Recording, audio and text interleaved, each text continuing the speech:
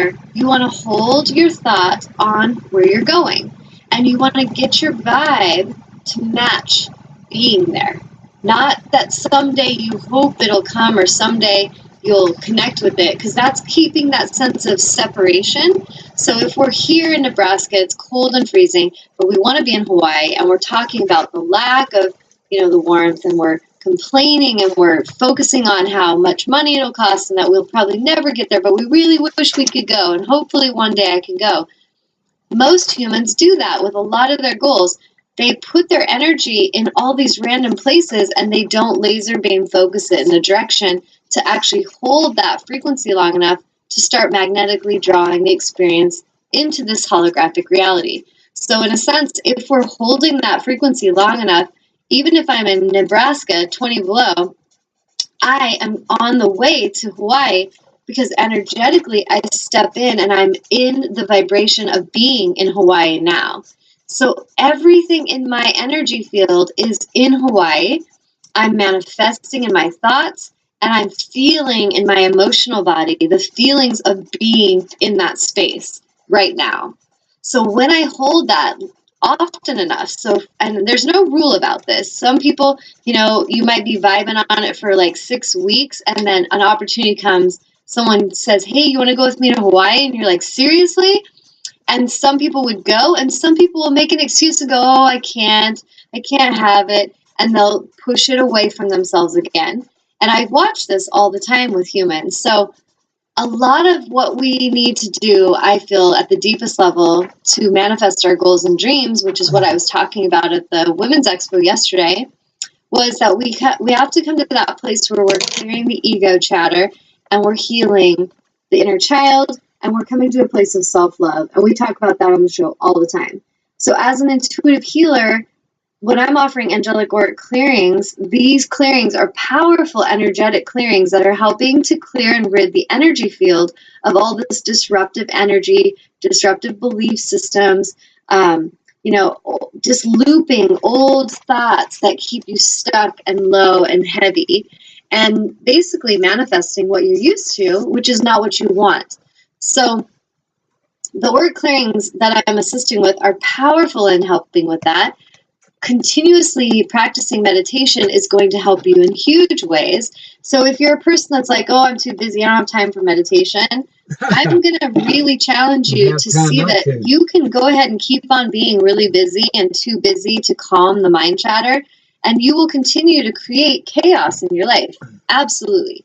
Or you can realize that if I were to try that, and when I'm feeling overwhelmed, when my mind's racing, if I could just come in and start practicing something like a meditation CD, or I'm just going to go take a yoga class, or I'm going to go on a walk, whatever it is that helps to calm the mind chatter, helps me come back to my place of ease, I'm honoring that divine feminine energy.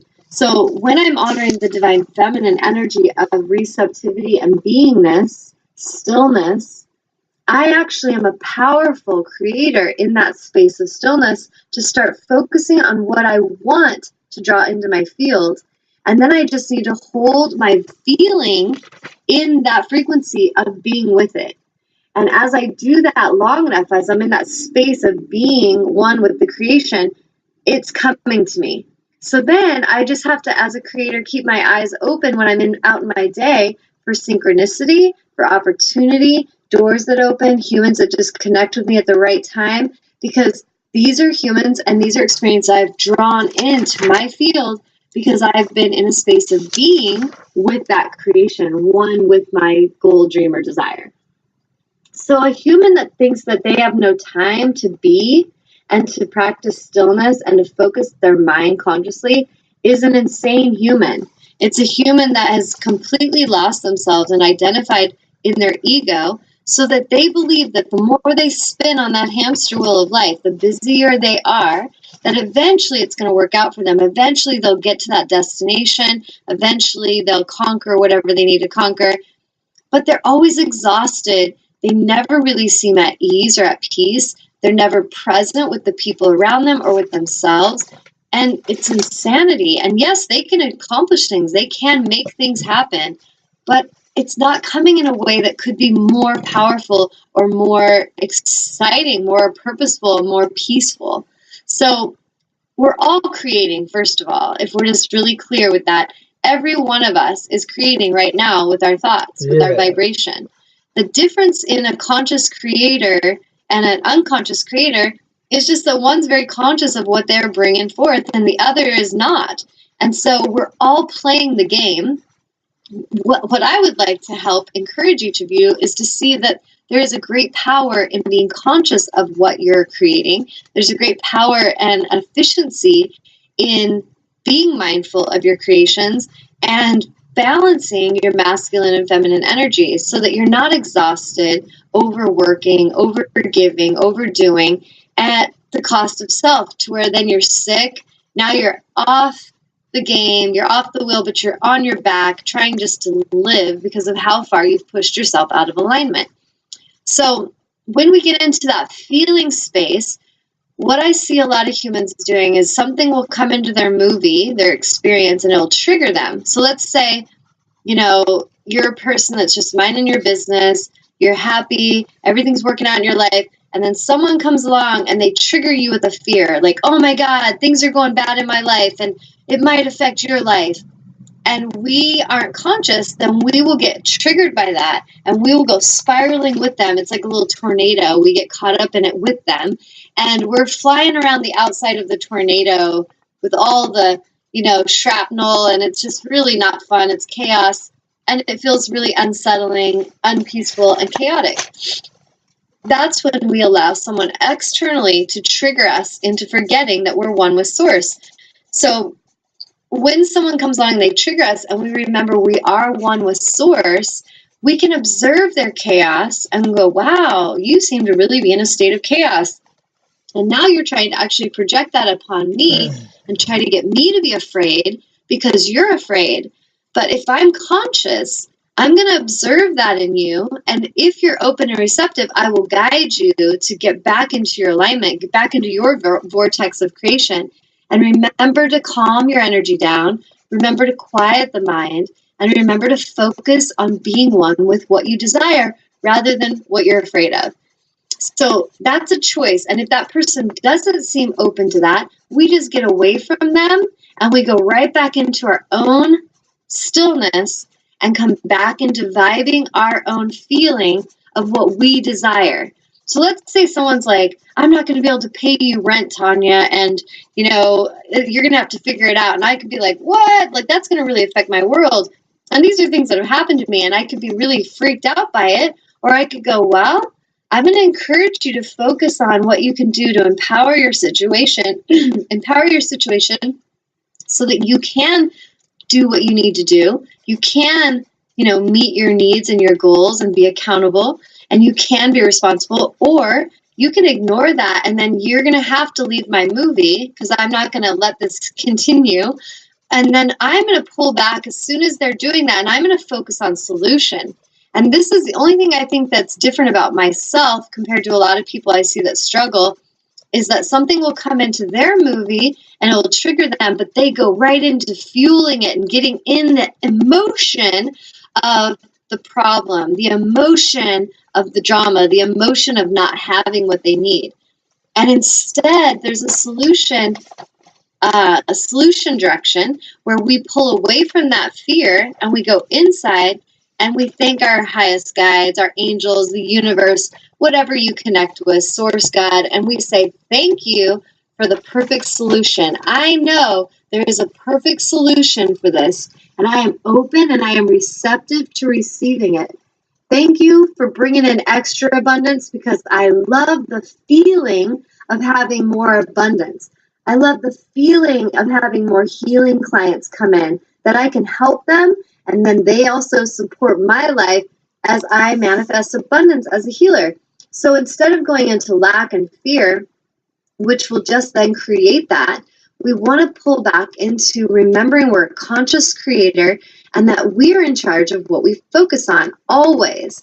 Now, a lot of us will say, oh, well, they said that and they didn't do this, and so that's why my life is hell. No, actually, those humans are just in their chaos, and they're like flying by in your universe, and you either grab onto their chaos and fly with them, or you observe their chaos as you stay centered in your own alignment. That is really the choice. So it takes constant awareness. None of us can be lazy on this, because the moment that you kind of start to be lazy and slack on your awareness is when you start to unconsciously create. So it takes focus, and it's not necessarily hard. It just takes that focus. Once we've practiced that long enough, it becomes more natural. So it doesn't even feel as much like work. But in the beginning, when we're so used to creating unconsciously, it feels like a lot of work, because we're shifting our focal point, and it takes awareness and constant realignment with the correct focal point, and that feels like work. So I'm going to pause for a second and just see if anybody's got any questions or comments about what I'm saying, or even any feedback, like times that they've really focused on what I'm talking about, getting into the feeling of having their desire, compared to when they're focused on having a feeling of the lack or the feeling of fear and terror, and how that manifested for them. So is there any comments or anything, Amnon, coming in? Not yet. Okay, let me get a sip. All right, so getting back into that feeling, the feeling space is so important. So if I'm in a space where let's say I would love to have extra financial abundance coming in, because for a lot of you, it's about money, and you get kind of freaked out about money. So let's say we're really wanting some extra financial abundance, and right now we don't have very much extra. So that's our so-called reality at the moment, and it's very reflective of our past thinking. So our past thinking, most likely, if we tune in, we were worrying, we were in a state of anxiety, panic, fear of lack. So unconsciously, we were creating an experience of lack. And we're amazing, powerful manifestors. Like, look what we've created with our powerful focal point. So if we can own that, we actually empower ourselves. The humans that can't even own that, they stay stuck, because then they can't handle that. They're like, no, I'm a victim. They made me this way. They want to point the finger. And you can do that, but it's never going to empower you, ever. So if your focus is pointing fingers on other people about your life, you are already way out of alignment. You have completely taken your mask off, and you are probably flailing around like a fish, and you're really uncomfortable. So if you can just own that right now and go, wow, yep, that's pretty much what I've been doing. Get your mask back on. That means step back into your alignment, into your vortex. That book I'm always talking to you guys about, Getting into the Vortex. If you haven't gotten it yet, totally going to encourage you to get that book again, by Esther and Jerry Hicks, and get the one with the guided meditation CD, because that CD is going to help get your mind in alignment again, so that if you're stressing about money, or if you're stressing about your health or a relationship, rather than focusing on the problem, you're going to remember, okay, I need to go right back into that vortex of alignment and focus on the feeling of health and wholeness, the feeling of how it feels to be supported, how it feels to be strong, how it feels to thrive. So I'm going to get into that, and I'm going to start vibing that feeling. That feeling is going to actually help the cells of the body heal. It's going to speed up your healing process. And next thing you know, you're going to feel healthy again. And you'll just be like, whoa, I remember I wasn't feeling good, and suddenly I feel awesome. How'd that happen? And the same thing happens when we're feeling awesome and we start stressing, and in our mind, we're unconscious, but we're stressing, we're fearing, we're panicking, we're nitpicking, we're in anxiety. And the next thing, we've depleted ourselves, and now we're sick. How did that happen? Do you see the shift? It's a subtle shift of frequency. So subtly, we're either shifting into more consciousness, we're consciously vibing what we want, or subtly we're vibing away from what we want, and we create there too. So this is huge for you guys. And I don't know, like, you might have to watch this video like 10 times if you're not really getting it. If you're struggling with manifesting, this is what's happening at the deepest level for each of you. It is about what you're vibing on. So if we're thinking positive thoughts and positive affirmations, and maybe we're writing them in our journal, but our energy field, our vibe, our emotional body is vibing out a feeling of anxiety or lack, that's what you're creating. So the universe is very energetic and vibrational, so it's responding to our frequency, our energy. So if we're thinking good thoughts and we're telling people good things, but